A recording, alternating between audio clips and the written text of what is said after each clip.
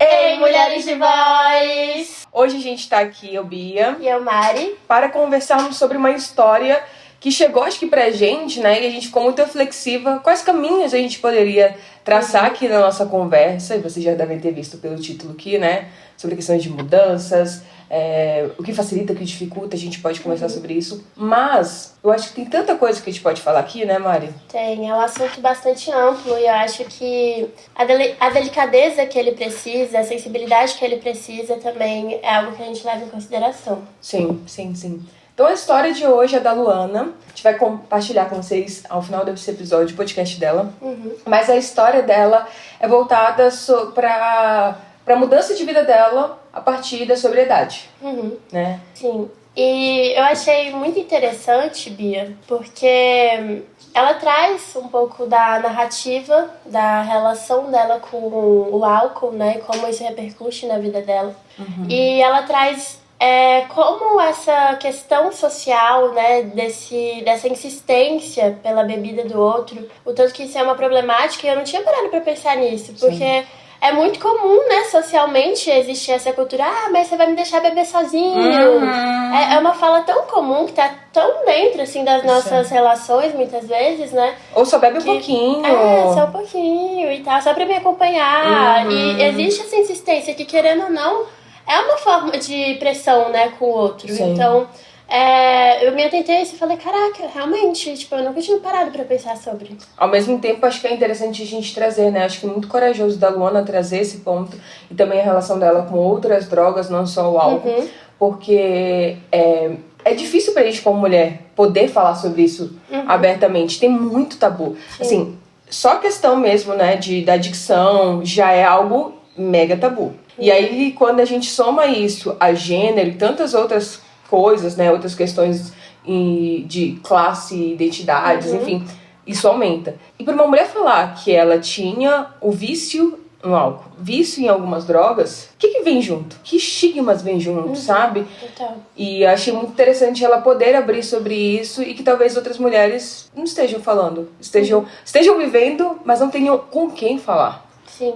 com certeza. Porque acaba que a gente é muito silenciada, né? Então, as nossas maneiras de sofrimento, em geral, considerando ainda mais que nós somos a rede de apoio, muitas vezes, das pessoas, e não temos essa contrapartida, muitas vezes, é desafiador mesmo. Pode ser esse local desse silenciamento, né? De apagar essa vivência. Um pouco antes da gente iniciar aqui o podcast, a gente estava até conversando. O tanto que existem aquelas falas do tipo, pra mulher beber é feio, mulher em bar é feio, mulher que fuma é feio. Assim, então já existe esse tabu social que coloca a gente em uma situação assim de culpabilização, de vergonha, muitas vezes já pré-estabelecidas. Então, o quão corajoso mesmo foi da parte dela poder colocar isso e compartilhar com outras pessoas que podem também estar passando por essa situação. Até porque a gente sabe também as consequências que uma mulher que bebe pode ter. É muito diferente, assim, e eu já tive momentos com a juventude, assim, que eu bebi bastante e eu sou fraca, então é isso, é um lugar também de muita vulnerabilidade, a gente tem que falar sobre isso, né, de muito mais perigo. Um homem bêbado caído no meio da rua no carnaval, e a gente olha e fala assim, cadê os amigos dele? Ele consegue. Hoje eu olho uma mulher assim, eu paro e falo, calma, você é amigo mesmo dessa pessoa? O que pode... Vem tantos questionamentos, assim, realmente da segurança dela, né? E aí ainda tem isso, tem essa expectativa de... Acho que essa expectativa não, esse estigma de que a mulher é puta, a mulher, ela não tem jeito. A gente tá até falando, a gente vai falar disso futuramente no episódio. Mas a Elisa já falou que ela vai viajar, então a gente tá gravando tudo com antecedência. Mas vai sair um episódio sobre mulher difícil. E quem é a mulher difícil, né? Porque tem a mulher difícil, que é a mulher, tipo, que ela é difícil de lidar, ela tem um gênio difícil. Mas também tem a mulher difícil, que é aquela assim, é recatada. A mulher difícil que, tipo assim, a gente, eu quero conquistar ela. E a mulher difícil, dessa questão de recatada e tudo mais, não tá ligada a isso, ao álcool. É a mulher fácil. A que bebe é a fácil. E como você lida dessa forma? Então, como falar sobre essas nossas dores? E eu acho que você aponta, é muito interessante, né? Que você disse que a gente estava falando sobre isso anteriormente. É muito interessante porque os dados mostram que os homens, eles bebem mais. Mas é aquilo que a gente sempre fala. Será que esses dados, eles representam o que realmente está acontecendo? Porque é isso. Como a gente está sabendo, como que a gente está tendo abertura para poder realmente responder uma pergunta? E eu penso até, Bia, o tanto que as leituras são muito diferentes, né? Porque o homem que está em uma situação como essa, muitas vezes lida, coitado, o pobre coitado tá sofrendo, tananã, tananã, e a mulher é aquele lugar do tipo, nossa, mas ela, é que nem você falou, não tem jeito. É louca. Ela não para, ela vai ficar nessa. Então, assim, são recortes, né, marcadores extremamente diferentes que levam a narrativas diferentes, que levam a vivências diferentes, que tem, assim, uma repercussão completamente diferente. Sim. E, assim, eu conheço mulheres que realmente têm questões, né, relacionadas a substâncias, mas que tem esse lugar, sabe? Do escondido, do proibido, do vergonhoso. Sim. Então, o quanto que, nesse sentido, a gente não tá sofrendo calada, né? Sim. A gente aprende a ficar calada, né? E eu acho que tudo isso que a gente tá trazendo aqui, gente, e que é isso, né? A história da Luana foi sobre o vício, mas a gente tá... acho que mais do que o vício, é sobre sobriedade, né? E eu acho que a gente tá trazendo toda essa perspectiva para pensarmos na mudança. Então a gente vai chegar na mudança, calma, você que está ouvindo, vendo, a gente vai chegar lá. Mas qualquer mudança, a gente tem que fazer toda essa análise. Sim. Em que sociedade a gente está falando isso? Com quem a gente está falando? Porque a gente, às vezes, pode cair naquela pegadinha de... Uai, é só mudar. Vai lá e faz. Como se fosse simples, né? Como se todo mundo estivesse na mesma situação, num mesmo ambiente. Tipo assim, eu fico pensando naquelas... Realmente, o que eu sempre falo. Naqueles quartos brancos de estudo, em que tá todo mundo tendo as mesmas... como que é o nome? Estímulos. Tá tendo o ambiente ar-condicionado, não sei o quê... Todas as condições estão favoráveis para aquilo. E não é isso que acontece. Cada um tá num lugar diferente. O ponto de partida de cada pessoa para fazer mudanças é diferente. E isso conta questões estruturais, questões históricas. É isso que a gente também tá falando, assim. No momento que tá acontecendo agora, calor extremo. Vamos beber aquela cervejinha. Sim. Se a pessoa tá querendo agora caminhar para a sobriedade, olha quantos estímulos, até por tempo, climáticos a gente tá tendo impacto, né? Então eu acho que tudo... E aí também falar sobre vício. Hoje em dia a gente tá num momento que a gente também quer indicar um livro futuramente, mas a gente pode falar um pouco mais sobre dopamina, né? Todo mundo tá vivendo um mundo de muitos estímulos. E rápidos, né? É muito rápido. É ali o vídeo do TikTok, do Reels, do Instagram e tal, que você passa extremamente rápido. Enfim, já gera aquela liberação de dopamina e aí a gente se acostuma, né? Se habitua. E pra quem não sabe, a dopamina é o hormônio do prazer, né? E a partir do momento que a gente chega no ponto, tipo assim, minha dopamina tá no número 55. A partir daí, ele só sobe. Se eu vou dando mais dopamina para o meu cérebro, o que a gente tem que entender? O nosso cérebro, ele tá querendo trabalhar com a gente. Ao nosso favor. Se ele entende que, isso aqui é o prazer, mas o prazer não tá satisfatório, e hoje em dia a gente tem muitos estímulos pra isso, e a gente tá falando, tem o álcool, tem drogas, mas também tem isso, TikTok, redes sociais, tem, como que é o nome? Jogos, pra caramba, hoje também tem muita questão de jogos, e tantos outros vícios que as pessoas podem vir a ter, né? Mas a gente vai percebendo que cada vez esse 55 que eu acabei de falar, ele não vai ser suficiente. Eu preciso de 56. Eu chego no 56, 57. Então, é que nem, por exemplo, as pessoas que estão acostumadas... doce. Chocolate é uma ótima forma também de vício.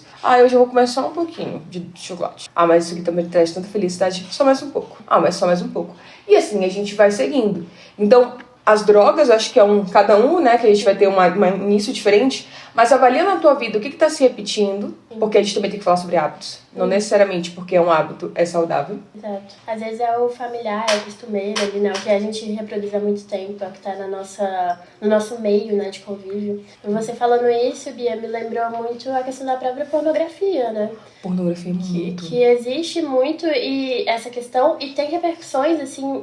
pra pessoa muito sérias, né? Então, assim, é isso, a gente, na sociedade capitalista que a gente tá, a gente é levado a isso, né? A consumir, porque o consumo... E você acabou de falar isso, tudo isso é consumido. Exato, é consumido. E assim, o quanto que isso repercute nas nossas vidas, e se tá em muitos lugares, tá nas nossas relações também. Então, o fato da gente criar consciência sobre algo não quer dizer que vai acontecer de uma hora para outra. E aí que eu acho que vem também esse lugar que ela até traz, né? Desse acolhimento com a gente, dessa paciência, desse entendimento de que, putz, foi assim durante 20 anos. Aí, sim, do dia pra noite, não é... se fosse assim, ninguém teria essas questões, né, com vícios e etc. Então, sim, é um lugar muito de se compreender nesse processo também, se respeitar muito também. Sim, sim. Então, acho que a gente tá... gente, com que a gente tá vendo esse caminho e talvez faça sentido pra vocês. A gente tende, primeiro, nomeia que a gente tá vivendo, como que é esse hábito, que mudança a gente quer fazer, que ponto de partida e qual o ponto de chegada. Lembrando que esse ponto de chegada... Provavelmente quando você chegar lá, você vai criar outros pontos de chegada. Sim. Mas um ponto de chegada inicial, e eu achei isso muito legal, porque assim, às vezes a gente fala, eu preciso fazer X coisa, eu tenho que mudar tal coisa na minha vida. E fica muito abstrato. Eu quero um dia estar muito satisfeita com tudo. Aí, quando eu olho ao redor, parece que eu nunca chego lá. Eu faço uma mudança tal, e nunca chego lá. Eu achei muito legal que a Luana, ela chegou e pensou, em um ano eu quero estar sóbria. Então, até um ano, que hábitos eu posso construir para chegar lá? Então a gente primeiro entende, né, o que a gente está vivendo, que hábito é esse que a gente quer mudar. Então, ponto de partida, isso tudo que a gente falou, contexto, história, estrutura que a gente está vivendo, fechou.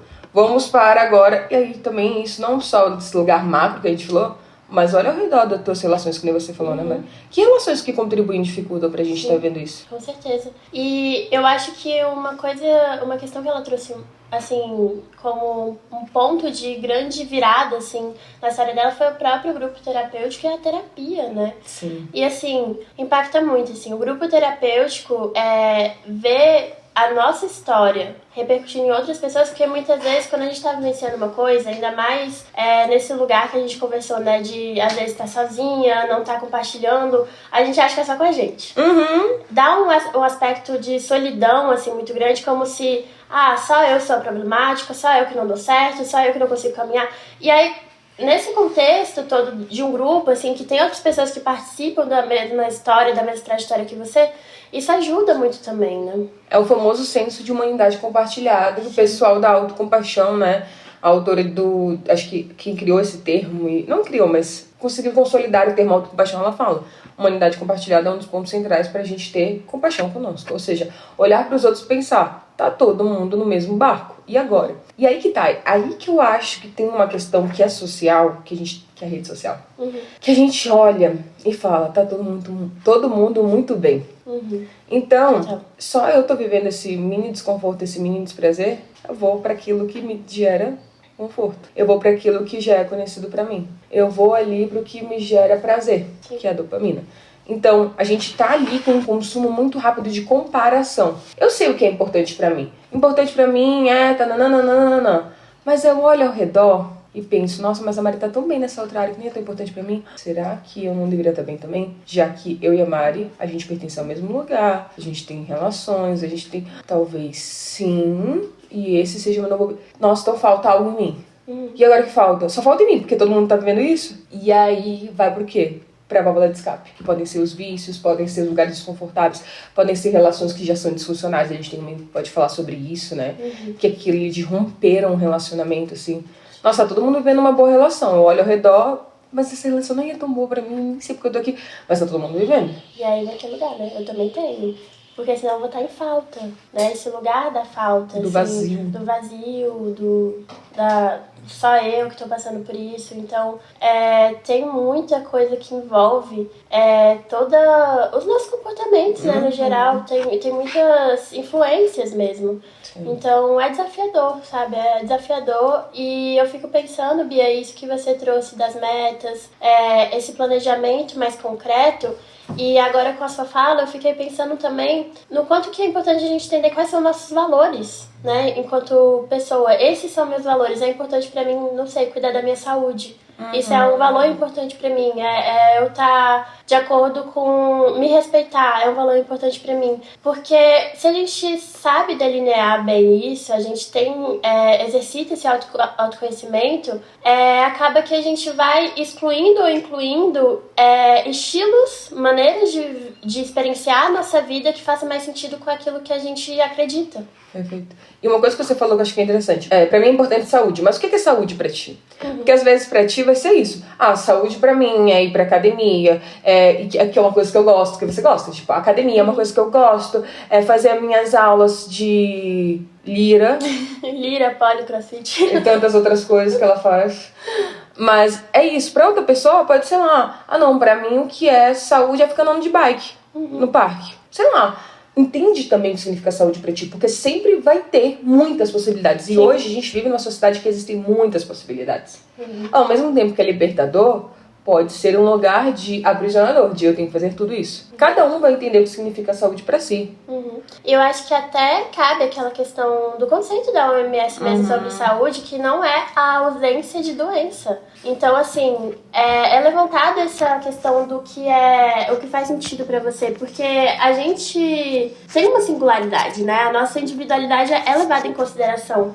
Então, compreender o que é saúde a partir da nossa vivência específica, a partir dos recursos que a gente tem, do contexto que a gente está, é muito importante para não se basear em réguas que não são as nossas. Até porque a nossa não é uma régua rígida. Então, tipo, o que a gente tá falando, por exemplo, nesse clima de agora. Saúde pra gente nesse clima de agora, eu tenho que beber 1000 vezes mais água. Às vezes, saúde pra mim nesse momento é até diminuir talvez a intensidade de um exercício físico. Não sei se isso faz sentido pra ti, que faz exercício. Sim. Mas eu fico pensando nesse lugar de... são outros tipos de saúde que talvez a gente tenha que priorizar agora do que semana passada. Então é muito rápido que muda. Então é esse cuidado constante. E o que eu penso pra todas essas mudanças, que é uma coisa que a Luana falou, é o retorno pra si. Ela falou uma coisa muito bonita. De que primeiro ela precisa mudar internamente para depois estar mudando externamente. Se ela não acredita no que ela quer mudar, se ela não verdadeiramente não entende por que mudar, não tem como ela mudar um hábito. Não tem como ela mudar toda uma questão que é uma realidade para ela. Porque uma hora, tipo, nos valores dela, que ela acredita, se ela não acredita naquilo, nunca ela vai gerar uma mudança. E faz sentido, né? Porque é o nosso mundo interno, né, que tá em jogo. Então, a gente organizar o que tá aqui, entender também o que tá aqui, que muitas vezes a gente não tá nem entendendo. A gente vai vivendo, sem se perceber. E, assim, estamos em constante mudança. Faz parte a gente reavaliar o que tá fazendo sentido ou não. E tem uma coisa que eu acho que é legal a gente falar, que é isso de estar só, voltar aqui, que pode ser na terapia, que você tá até com uma outra pessoa, mas também reserva um tempo pra ti, sabe? Porque a gente tá tão corrido, e uma coisa que a gente tá vendo agora, né? O Brasil tem uma questão cultural que a gente gosta muito de estar em coletivo, né? Esse espaço de celebrar, de estar envolvido com pessoas, comunicação, enfim. Mas a gente precisa desse momento só, de solidão. Hoje o Brasil é o primeiro país no ranking que mais sente solidão no mundo. Nossa, eu não sabia. E 50% dos brasileiros se sentem sós. Só que é engraçado isso, né? Porque a gente tá tão num momento em que a gente tá com tantas pessoas, ainda vem essa sensação de solidão. E quando as pessoas trazem isso, é de um ponto negativo. Então, que é do vazio, que é da falta de pertencimento. Peso, né? Que eles carregam, assim, como, o desamparo, assim, como uma coisa muito angustiante, eu diria. E o que eu gosto de pensar sobre isso é que seja uma escolha, assim, porque uma coisa, a gente tem que, de novo, fazer interseções, né? Uma coisa é a gente falar sobre solidão, por exemplo, de uma mulher negra. Outra coisa é a gente falar uma solidão de um homem branco. Duas coisas completamente diferentes. Sim. Então, eu acho que a gente pode falar isso, assim, poder escolher estar só é algo bacana. Acho que a gente fala sobre liberdade de escolha. Agora, quando a gente se sente só, por questões também até psicológicas, transtornos, etc., eu acho que é outra coisa. Porque, assim, escolher estar só pra poder olhar pra si é, sim, algo às vezes desconfortável, porque a gente vai ter que fazer o quê? Rever exatamente os pontos em que a gente tá vivendo, o que faz, o que não faz sentido, a nossa perspectiva sobre realidade. Tudo isso pode ser... E a gente, quando a gente fala só, é também só sóbrio. Né? Porque sozinho jogando videogame, sozinho, né, em redes sociais, sozinho com alguma droga, com algum álcool, não é realmente estar só. Sim. E a gente é socializada a tampar muita coisa, né? A colocar, assim, essa cortina de fumaça. Sim. Muitas vezes. E são vários os mecanismos, as formas que levam a gente a viver sobre essa perspectiva, né? A estar atrelada a isso. Porque é aquilo que a gente comentou um pouco mais anterior, assim. É a sociedade do consumo, né? A gente tem que estar consumindo, tem que estar fazendo algo, tem que estar mostrando, compartilhando isso. E aí que vem as nossas vulnerabilidades, sensibilidades, enfim. Essas questões não é algo socialmente aceito a ser compartilhado. E aí que vem essa solidão também de passar por uma dor, de passar por um trajeto, assim, sem apoio, muitas vezes. Sim. E, assim, o quanto que eu fico pensando a repercussão disso, porque, claro, né, vai depender ali de qual é a sua rede, etc. Mas se for uma rede minimamente cuidadosa, atenciosa, vai ser diferente a forma que vão lidar com você mediante o conhecimento sobre a sua dor. Exatamente. Por isso que é importante, às vezes, até uma rede de pessoas que estejam, né? Que foi o caso da Luana. Ela teve uma rede de apoio de pessoas que estavam querendo viver a sobriedade. Então, acho que isso cabe também para outras coisas, outras áreas. Se cerca de pessoas que possam realmente estar ali te acolhendo, te ouvindo, que possam verdadeiramente... eu acho que nem precisa estar vivendo a mesma coisa, mas ter empatia, né, da própria existência. E uma coisa que eu acho que a gente pode comentar é sobre... Faz parte da vida sentir desconfortos. E às vezes até essa mudança de perspectiva, independente do que você está querendo mudar, pode sim ser algo ambivalente de... eu quero muito mudar. Eu preciso, eu sei que faz sentido pra mim. Mas aqui já é tão seguro. Aqui já é tão conhecido. Aqui é um lugar que eu sei que não vai ter certas consequências pra mim. Então, tem esses dois âmbitos que às vezes vão brigar. E ter paciência com eles, eu acho que isso é importante. Mas também ter paciência com a nossa humanidade. De que sofremos mesmo, temos angústias mesmo, e esse momento de solidão traz angústias também. Sim. E uma coisa que eu falo às vezes pra cliente, acho que a gente menospreza muito a nossa capacidade de sofrer. Tipo, a gente menospreza muito, a gente sempre acha que a gente não tá apta para lidar com alguns níveis de sofrimento. E num ambiente que nem a gente tá dizendo que é repleto de prazeres, de estímulos para sentir prazer, como sofre? Por que você escolheu sofrer? Como se já está nas nossas mãos. E acho que isso é uma coisa importante também de ser colocada, o quanto a gente se permite buscar ajuda, né? O quanto a gente anda se permitindo solicitar essa ajuda. Porque se nós somos socializadas, né, a ser a rede de apoio de outras pessoas, como é que tá esse retorno, né? Como é que tá esse local de eu posso, eu me permito, eu aceito, eu não preciso dar conta de tudo sozinho. Não mesmo. Acho que é isso, né? Falamos bastante. Mas queremos deixar algumas indicações pra vocês. Quer falar, Mari? Bom, a gente vai trazer aqui 2 indicações, que é Nação Dopamina, que foi o livro pra Bia, que ela trouxe muito aqui pra gente, compartilhou bastante, assim, é realmente bastante Enchi o saco de todo mundo para ler esse livro. Mas, cara, eu tô entrando agora nessa parte, eu vou falar que o pessoal abre da neurociência e tudo mais, pesquisando umas coisas, eu tô achando muito interessante. Que legal. Porque eu acho que é isso, né? É importante às vezes a gente entender até como o nosso cérebro funciona, pra gente poder também pensar em formas de facilitar algumas mudanças.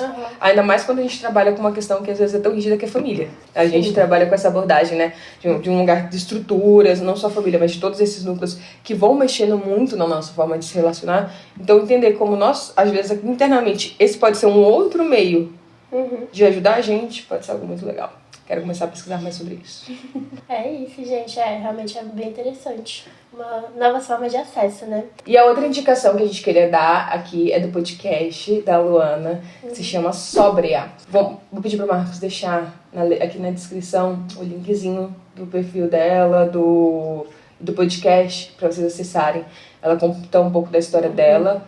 Hoje, quando a gente tá gravando, um dia antes de sair amanhã, então tem 7 episódios, mas são bem legais, assim, ela responde perguntas também E eu acho que esse lugar de compartilhar, de ter acesso, né, pode ser talvez um início para alguém que esteja vivendo isso e não tem ainda espaços, ambientes para falar mais sobre. Vale muito a pena conferir, assim, ela coloca, né, a história dela e acho que é isso. E de uma forma muito sensível, né? Sim, bem delicada, assim, bastante sensível mesmo com a trajetória que isso leva. Então, buscar espaços compartilhados, assim, pra gente poder colocar enquanto pessoa, enquanto humanidade também é bastante importante. Perfeito.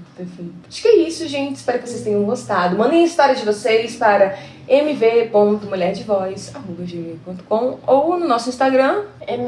Pode.mulherdevoz. Não, sério, essas minhas colaboradoras aqui de podcast, que eu não sei como que fala, a outra apresentadora, elas não gravam as coisas. Mas mandem pra gente. Sim. É isso. Beijo. Tchau. She's the queen bee, the star.